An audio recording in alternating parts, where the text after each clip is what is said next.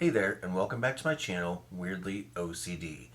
This video is going to be a two-part video, and it's going to center around home office organization, mainly focusing on your office desk space. This week, I'm going to focus on the desk top, and then next week's video is going to center around the desk drawers. Whether you use your home office for simple things such as emailing or paying bills, or you actually run a business out of your home office, it is very important to keep your desk area clean, simple, and organized. It can be so frustrating to get work done, especially for me, if you are working in a cluttered,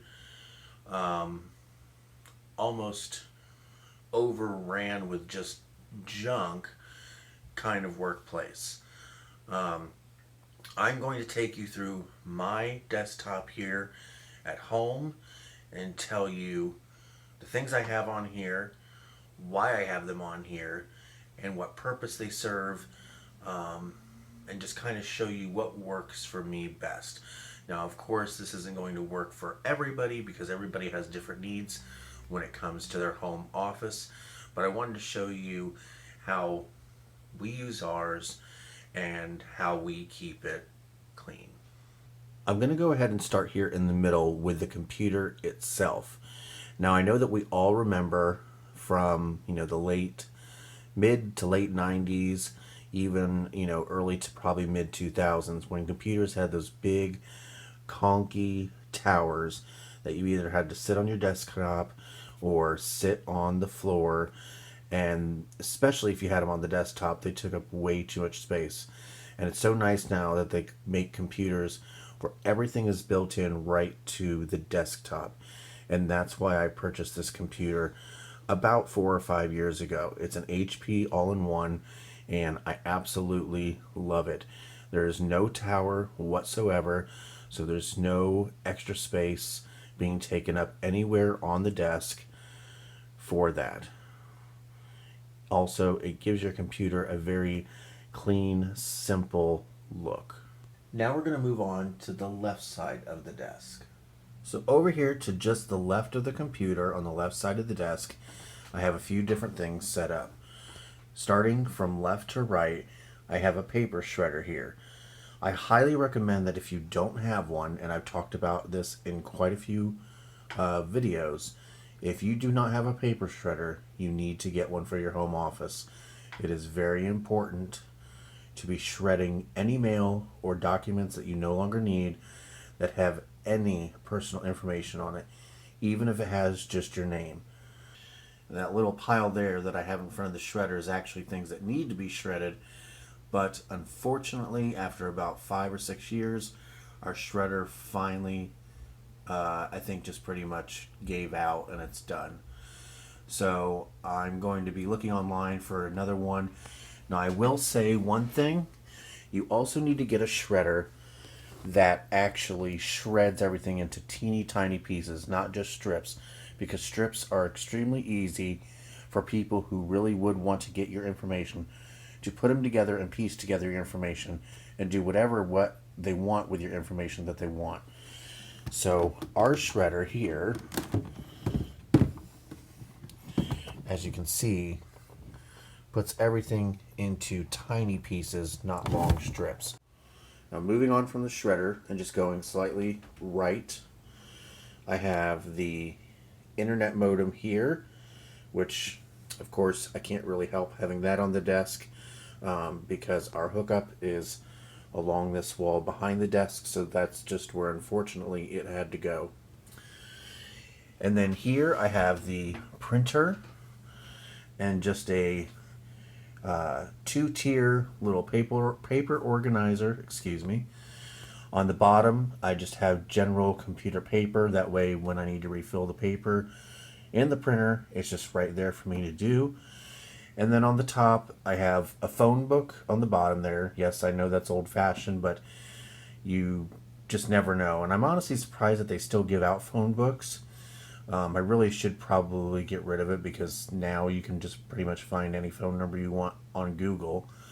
But for some reason, I still have it. And there's another point to this video. It's to not have unneeded things on your desktop space. So actually, while I'm doing this video, let's just go ahead and pull it out. And I will trash that after this video. And then I just have some miscellaneous things that I kind of want to, not necessarily that I'm working on at the moment, but I want to keep handy and not have get filed away in some drawer and then I forget about.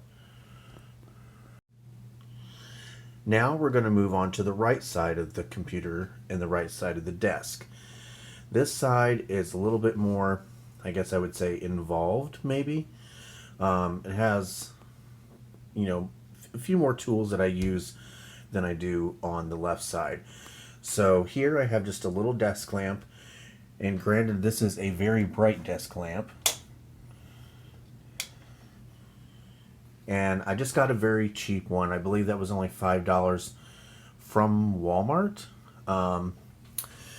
So that way I could be in here working on things late at night if Tony wants to go to bed, because our bedroom is literally around the corner from the office and I didn't want a big light to keep him up or anything. So I use that if I need to be on the computer late at night. And then this little organizer has a few different things going with it. So first of all, as you can see, I have different dry erase markers, pens, a Sharpie, things like that. Different writing instruments that I can use at the ready if I need to use them. And you'll notice that I actually have this organizer to the right for a reason, because I'm right-handed. So it's very natural for me to reach to the right for a writing utensil and have this space to write things down with me being right-handed. I felt like it would kind of be awkward if I had this over on the left. So to me, it just made more sense being here on the right. Now, if you have like a little cup or whatever kind of organizer you use for your writing utensils, you may have it on the opposite side of your desk, the opposite side of which you write with your hand. And that may work for you, depending on how you have it organized. But for me, this just works better and makes more sense. In the back part here, I actually have two things going on. I have things that I am currently working on and I need to have at the ready. So for instance, this here are some pictures I need to send to my grandfather. This here is the return shipping label for the Bissell vacuum cleaner I sent back last week, just so I can keep track of it in case something were to happen and they say they didn't get it. And then this folded up stuff here is my tax papers, because I'm currently working on my tax return for the year. And then here I just have a general notepad. It says notes, call, and email. That way I can just jot any notes or any phone calls that I need to make. And I have that right here at the ready as well. Here is just Tony's pair of glasses. I have some pictures here that I need to file away, so that won't be here for much longer. And then down in here are some gift cards that I don't want to forget about, along with this movie theater gift card I don't want to forget about either, so I'll just stick that in there for now. So I'll take you back here and show you the whole desk as a whole. And as you can see, there is plenty of space on the left and the right of the keyboard and mouse. I wanted that way I had room to spread things out when I'm working if I need to. I have room to write if I need to, and everything isn't cluttered, and I'm trying to just like shove things off to the side so I have room to work on the desk. So I'm going to wrap up this video with just a couple of tips that I want to leave with you when you are either putting together your home office desk or you're wanting to reorganize it and make things simpler and neater. First of all, whatever desk you have, I feel like you need to have the size desk that is appropriate for you. So as you can see, I have a pretty decently sized desk. It's one of those old school teacher's desks. And I got this because I like having room. Now granted, I'm not running a home, business out of our office or anything like that.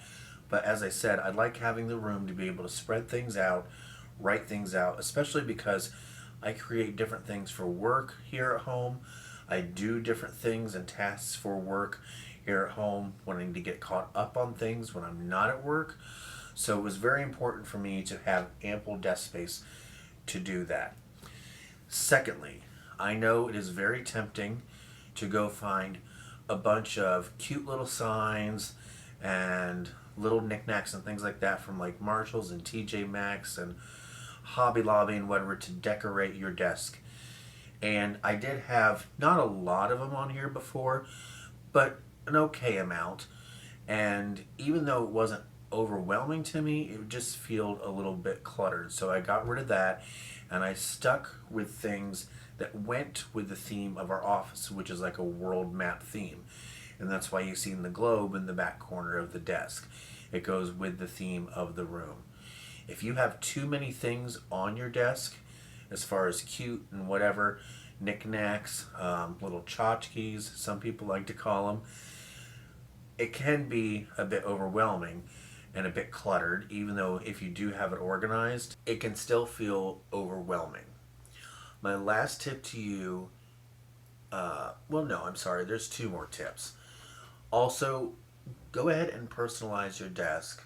Put things on it that you like, things that say something about you. That way it just doesn't look, just bare bones. And I mean, your office is a reflection of you. I'm sure you've designed it with your style and taste in mind, and you want that to reflect on your desk as well. My last tip now for the desktop is, once you finally get done with anything that you're working on, either file it away where it may need to be filed, or send it out if it needs to be sent out. Get it sent out right away so you don't forget about it. When you're finished with something, get it off your desk, because if you keep letting it pile and pile and pile, which I have done in the past, it gets overwhelming. You see a huge stack and you just kind of just want to shove it off into the back corner of the desk and not even have to deal with it.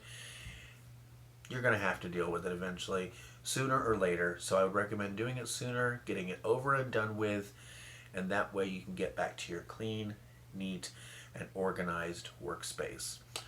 I hope that showing you our home office desk has kind of inspired you to maybe rethink yours, maybe even reorganize yours if you don't like the way yours is looking or functioning.